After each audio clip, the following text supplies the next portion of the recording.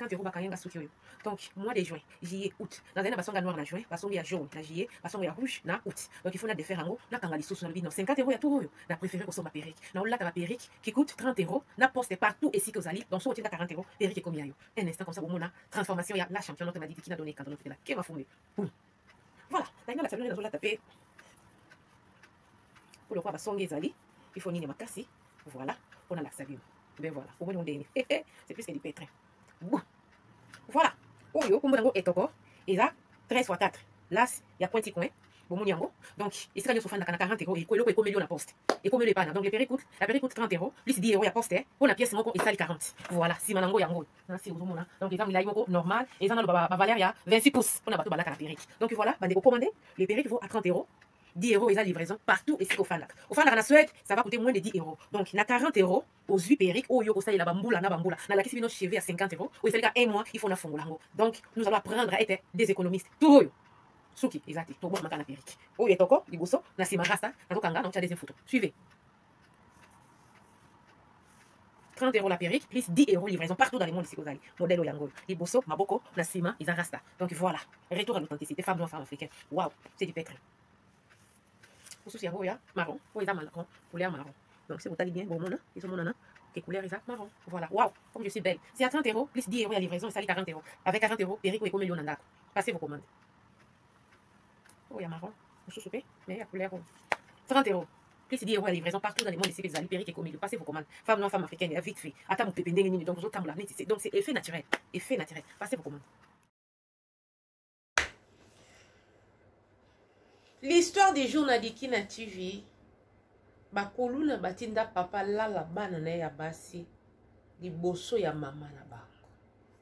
Bandeko, moi mikolo yo tokolanda koyoka masolo ya bakoluna. O eza lisolo ya famille moko. Ya 7 enfants. Bana ya basi 5, ya mibali, papa et maman. Et 2 cousins. Kuluna kota pendant que bamisusu bazo fouiller ndako. Bamisusu bazo sala nini? Batandi bana basi. Ba déshabiller bango. O papa oya boti bango, amata bango. Oya mibali. Po mama na bango ba matai. Bonjour, bonsoir, ça dépend l'heure à laquelle vous allez suivre la vôtre, la championne, notre Madi. Dit qui n'a donné quand on était là, Kema Fumbe en direct de la Suède. Gros coucou na babonné, nyo soit qui n'a TV partout dans le monde de Sikabozali. Je dis bienvenue na ba nouvelle. Abonnez, sentez-vous à l'aise. Ici c'est la famille, on parle de tout sauf rien. Sans oublier, ba sponsor officiel, ya Dikina TV, ba héros dans l'ombre, ba papa na ba maman, ya fondation Dikina, dollar, pound, euro et loko pamba. Bon, kwanza na franc congolais, c'est du lèche tombé. Yo soutien kangai physiquement, financièrement, tika ete nzambe nanga, aïba na ko pambola pino. Bon début à semaine à tous et à toutes. J'espère que toujours bundaka comme d'habitude. Après le fête vient l'Olympiade. Après l'Olympiade vient ba projet. Voilà. Mama Dikina, ngayo nazo solo la no likambo na obenga parti ya Angola. Nangina beta li solo ekomela ki famille na biso. Soki batu bako telemela makamba bakuluna ezaka motema mabe na politique en place parce que mutu nyoso a raisonnaka. Peut-être mindele nde ba yebite calvaire otoza ko vivre. Bato bazo telemela kuluna ezaka ka monika nde zaka ba combattant bato oyo bayeba keloko balingi te. Nde bazo telemela bakuluna. Biso toza visitation ya bakuluna. Na fanda na commune ya Makala. Histoire na biso elekaka epa na biso te. La plupart ya bato na balaba na biso ba abandona bandako na bango à cause de kuluna. Butu moko tozalaka visiter. Bo sentir que te miyibi bakoti na lopango. Bo fongola. Toko fongola pe mbala moko te. Ba buki o bakokai ko buka et permettre bango babanda ko sala nini kokota. Tango papa moni bongo po ba Kongo bazalaka bato akada batakuluna. Ce qui va forcer, afin de compte, ba côté libino, sous kasore au salanini, ba oboma. Pour ba sala ka pendo opération maman. Ba cause bino désert bazawana. Police akoyate, intervention kozalate, ba numéro ba pesa poto benga. Intervention exacte. Ça a pris du temps. Ba koti, ba kangisi biso nyonso na salon. Donc cela veut dire, tant mi yibi ba kuluna ba kote li ba monanda. Ba bandi ko fuyer parce que to batamaki ba misusu na basia ba mbetu na ba misusu esika ba kokoya ko batama donc to batamaki mutu na mutezaki sauf kipe mais eloko liboso ba salaki ba bandi nanu ko luka donc na lo ba pièce par pièce bazo kota bazo tala esika ba ko tala na sambeto na ba moi esika mutu akoyi ko batama ba bimisi biso nyonso mama dikina ba tie biso wana téléphone baboto biso ba téléphone baboto li ba mbongo babandi ko kangisa ba bien donc cela veut dire moi ketcha bien donc maman bien organisé ça qui penza mnene baza ko kotisa bien organisé bazo kotisa biloko maman ezate ke miyibi bazo yiba na précédé ba misusu bazo bato boma bango ba misusu te tika bango donc to sala ki tellement perturbé avant wana bato ba beta maki bazalaki soko tie hini kia lichette yo mo pende zo senti penda kia boy okatami na fait des comptes ba longola biso ba fi 5 filles tozalaki bilamba to tikala mitakala nde mama bota biso tozalaki déjà bana basi otokoli tozalaki na à 10 ans donc tozalaki déjà basi aussi tokoli il y avait des filles de plus de 25 ans parmi ces 5 filles là donc basi si bakola moi suka na bana basa zalaki na 19 ans donc vu qu'on vous comprenez déjà que ndako déjà basi bakoli balongoli bango bilamba bande kolanga batiki bango mitakala kako tika mitakala te banzo pandisa bango makolo panza makolo koto yo pe balongoli papa elamba nde bayebisi papa okukushi okolala oyo okolala oyo okolala oyo okolala oyo olala oyo opona ou olala bana na yo ou osala nini otika en attendant papa aza koluka entre temps papa azoluka asala ni abondela bazwa oyo nyonso baza nango basala boye te parce que ekopesa pasi bandeko bakata papa na bango lichette alobi na likolo heureusement donc papa fandi azo bondela bakuluna basala sia alongola likolo donc esali si sinon te peut-être na minute wana ka likolo ngai kende papa comprendre que c'est du sérieux papa bandi ko zwelo kone ya mobali s'il vous plaît bandeko azo kotisa na nzota bana ya basi et puis tango azo sala yango bakuluna na bazo tindika kwa donc baza ko aider papa kota bima comme ça na présence ya maman na bango na présence ya bandeko na bango mibale ya mibali pe ba cousin na bango bazwi biloko bakoka kozwa bayibi nyonso me bakoka kokende te fallait ba saboter famille na ngai mama dikina papa na biso asali akoka kosala donc eza lokolo oza wana mobimi na nzoto ozomimona oza wana olali papa na mateli ya mama dikina donc eza lokola amno eza wana te esprit no zango wana te neti obimi na nzoto tikika poswa pamba donc ozo donc alobi neti obimi na nzoto tango papa na biso asiso akoka kosala sosi na bango ezalaki kaka kete nzoto ya papa na biso ekota biso na kati ya nzoto oyo kapela kete nzoto ya mobali ekoti oyo na kati po bazotindika penda baza koede bazoede penda papa sala nini atindika nzoto na ya mobali na kati ya nzoto ne ya bana basi bakulu ndongo baza wana mpona komata likolo ya papa donc soki papa mateli mwana mwasi bakulu na baza likolo donc mpona kosala nini komata likolo ya papa basunga papa asala bafrottement wana abi mama dikina tosilisi mutu na mutu aza kolela na ndenge na ye wana ka mitakala sans bilamba donc tant eza lokola na salon batiki scène liboso papa zwi mama na biso abondeli bango na mitema na bango mobimba abondeli bango na motema mobimba basala ngai bongo te basala ndenge wana te akoki kolala na bana na eti balimbisa Et si bazui nyonso eloko ezali soute mama tozoloba boye mama dikina mama na biso bakata ebilamba ya kokata na machette na bango bakati mama jipon na ye bakati ye kaleson na ye bapandi mama na biso makolo mama na biso basimbie likolo moko koto mwana ya mobali soko zwi nzoto lokotisi na nzoto mama na bino te toboma yo mama biso neti kuta signaki na eliwa c'est comme si kuta andimaki na ye ki akufa pourquoi parce que bakangaki penza mama mais lokola ka bana mibali balekaki makasi et sikoyo tango bandeko na ngai ya mibali babandi kolala mama bazwi penzako nzoto na bango ya mibali bakotisi ngo na kati ya nzoto ya mama e bakuluna wana baza wana pona kosunga donc nzoto ya mobali ekota bien na nzoto mama ya boti bandeko na biso mibali bakushe mama na biso bano mama boti bandeko na nga mibali babimi na mama na bakousin na nga babimi na mama basilisi wana mama donc tango na oloba likambo yo c'est no événement et ça là ba 2 heures et ça là ba 2 heures donc eza penda kete babandi ko yiba koto yo bazo mata donc comme si que na mboka ngo bakondi bazalaka te sécurité ezalaka te ba numéro oyo ba pesa bato ba benga ata bo bengi et sonaka occupé donc bazui tant na bango ya kosala ba bêtise wana.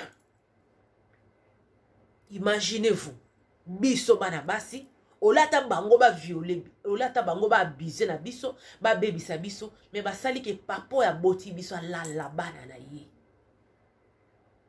Eba makambo bande koloba pendant que scène ezo sala, azo sepela, alingi na abi mama, ba parole moko mama dikina. Donc eza lo quoi, olia loso o tefuni libanga. À chaque fois na kanisa ka scène wana, et ça anga nzoto malili, et comme ça anga esprit mabe moté mama be.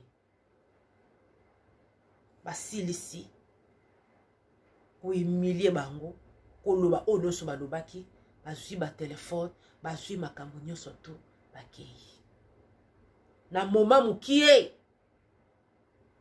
tango bato mususu o bazalaki visiter na quartier ba miyibi baya kosala nini tango miyibi bakei bato bazalaki visiter te pa miyibi na quartier tango bato bimi bakota kia malheureusement kokutelo bakutelaki biso sango pe tambolaki nango déjà parce que on était paralysé mama dikina potango bakoti bafongoli portail babuki kadena ba fongoli portail donc yebana kiki ba visiter biso po ba biloko mususu bazo memezo koya koganga tango itikali kimia nde batu babimi hale sikoto lukito sala ndenge nini ya ko intervenir po batu mususu na 5e parcelle après ya biso bakota kikuna ba papi penda machette o ezo senga ke batu wane fo ba kende hôpital.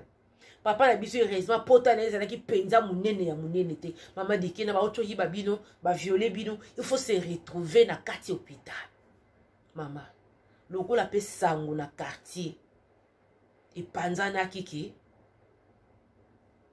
ba violer biso e paya tolali na papa na biso mama dikina ezana makambo mususu mwa ko bombezate na choc bo lela bo loba boyoko se rendre compte et si bo bimisi makambo peut-être bokoka ko bimisa te et komi lisolo et komi sujet ya litu na oye biso mama dikina ça fait 3 ans mama na biso akufa mama kufi na sima ya voyage na ngai na bandeko na ngami bale ba o bazalaki mwa ba jeune nde batikalaki nga na bandeko na ngami bale to kaskada to zwa penza mutuka matadi mwanda to katisi soyo na minute oyo nde to oloba boy toza na ngola to kima ngola pona soni papa na biso abima na biso papa na biso alala biso forcé par les kuluna papa za likolo bazo ningisela bino papa boy donc bo frotane bien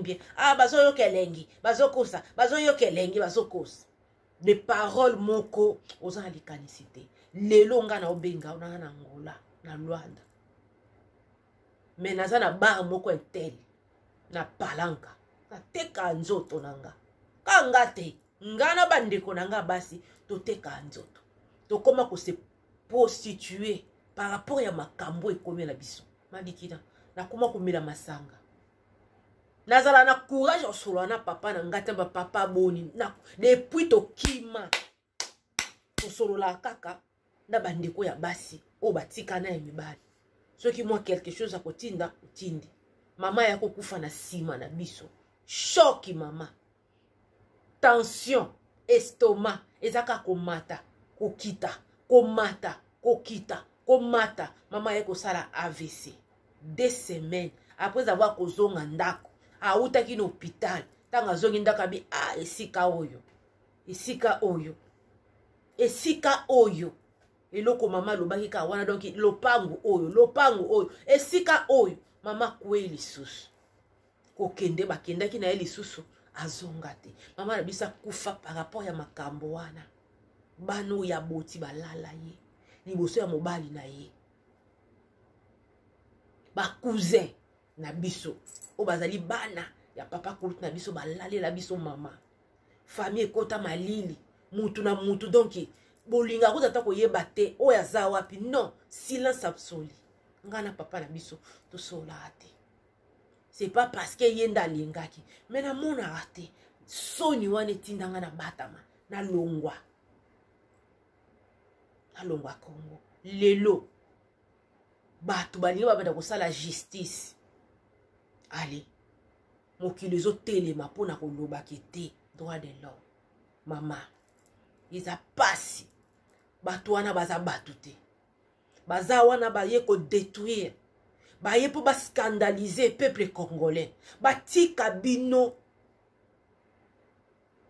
bozala touché mentalement toute votre vie on sera touché avoir couché avec son père devant ses frères devant sa mère mama dikina yango bato mususu bojijaka bango tamelaka masanga atekaka nzoto nga mutu papa na ngai abimi nanga na se santaka salite namonaka neti kesio na bimi na mibali ebele eloko wane kolongwanga mpo ntango na okanisa basene ya mibali mosusu me mama dikina basene ya mobali mosusu olalala miso na mobali mosusu ozose rappele même pas ezalaki ndeni me ya papa na biso ozose rappele na nde papa azopemelo na matoi ozose rappele nde bakuluna na bazonyata papa na bino na mokongo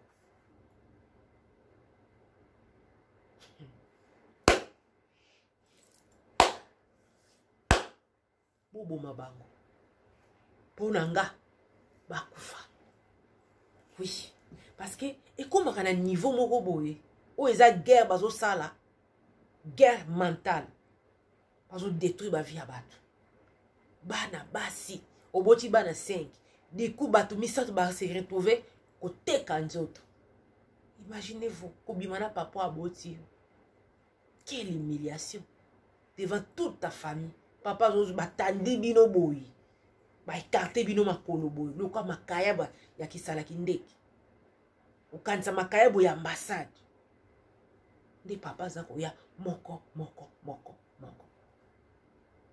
ça allait même être mieux que papa abima na mama ta na miso na biso tolingi to comprendre yango mais basali juste mpona kosala ni kohumilie bino et puis baparole na bango yozolela ozobaloba okosa azoyoka elengi madikina maloba wana seni wana ekangamanga na mutu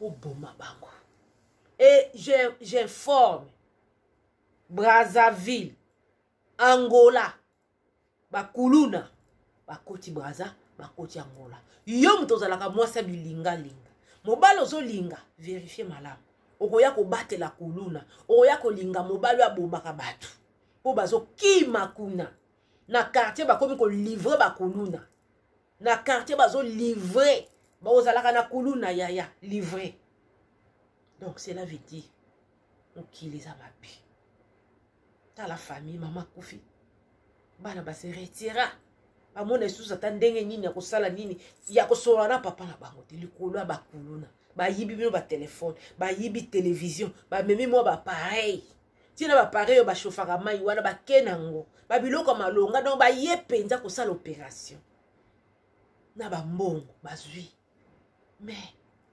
esukaki wana te il fallait basala nini bazwa plus et ben voilà bayibi nyonso to ale ba ko détruire eloko oyo mbongo ekoki ko arranger te yango na lobby bakufa baboma bango.